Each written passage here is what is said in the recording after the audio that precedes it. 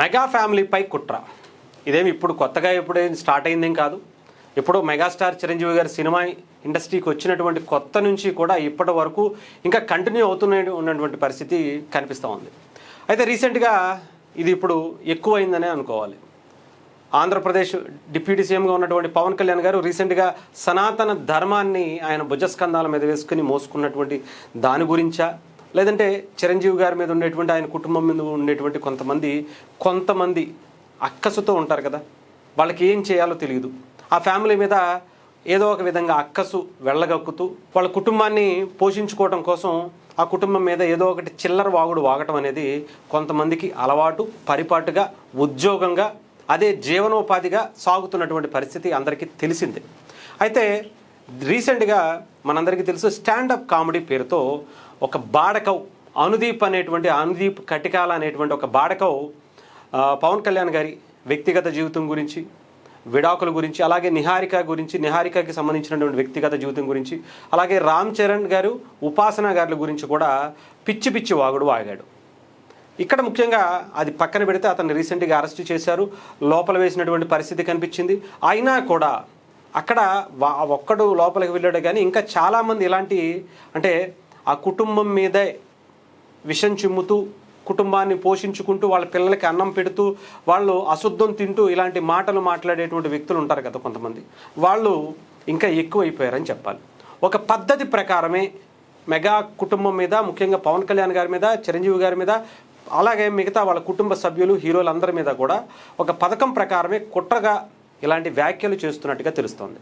అయితే ఇప్పుడు ఇంకా ఒక అనుదీప్ కటికాలని లోపల వేశారు, బట్ ఇంకొంతమంది రఫీ అని ఇంకొకళ్ళని ఇంకా చాలామంది బాడుకోలు ఇలా బయటకు వస్తున్నటువంటి పరిస్థితి కనిపిస్తుంది. అదే పనిగా పవన్ కళ్యాణ్ గారిని, ముఖ్యంగా ఆయన వ్యక్తిగత జీవితం గురించి చాలామంది, మీరు ఒక రఫీ అనేటువంటి ఒక బాడుగో ఒకసారి ఏం మాట్లాడుతున్నాడో మీరు ఒకసారి వినొచ్చు. Pawan Kalyan has been named as the Deputy Chief Minister. I feel that Pawan Kalyan should be the Minister of External Affairs because he is the only Indian who made a Russian go down.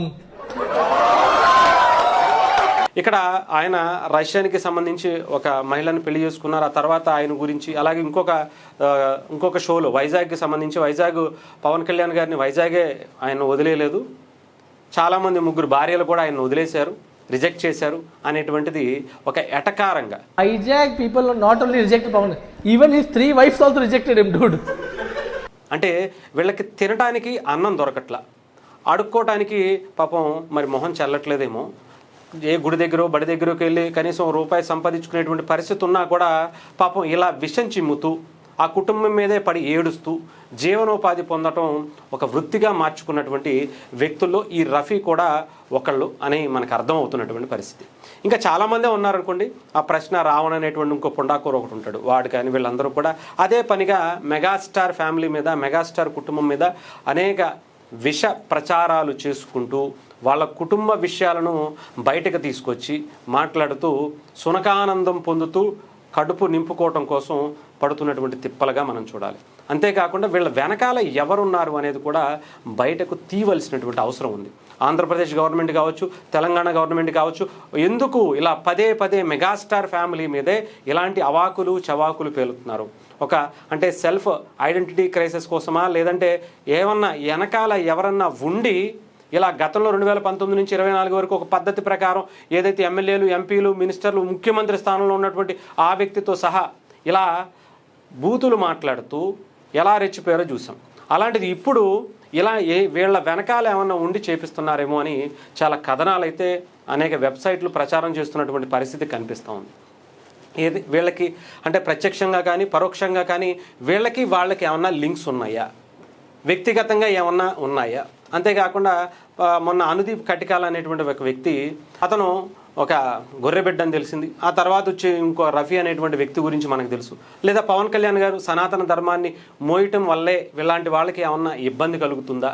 ఇలాంటివి అంటే సమాజంలో అలజడులు సృష్టించేందుకు ఇలాంటి వ్యక్తులతో, ఇలాంటి బాడకవులతో ఏమన్నా plan చేస్తున్నారా అనేది కూడా ఆలోచించాల్సినటువంటి పరిస్థితి అయితే సీరియస్గా ఆంధ్రప్రదేశ్ గవర్నమెంట్, ముఖ్యంగా అక్కడ హోమ్ మినిస్టర్ వంగలపూడి అనిత గారు కావచ్చు, ఇక్కడ ఉండేటువంటి పోలీస్ డిపార్ట్మెంట్, ఇక్కడ ఉండేటువంటి అధికారులు కావచ్చు, దృష్టి పెట్టాల్సినటువంటి పరిస్థితి ఉంది. ఎందుకంటే ఇది చాలా సింపుల్గా ఎవరో స్టాండప్ కమెడియన్ ఎంతో కొంతమంది బాడుకోవాలందరూ కూర్చుని ఏదో చేసుకుంటున్నారని అనుకోవచ్చు.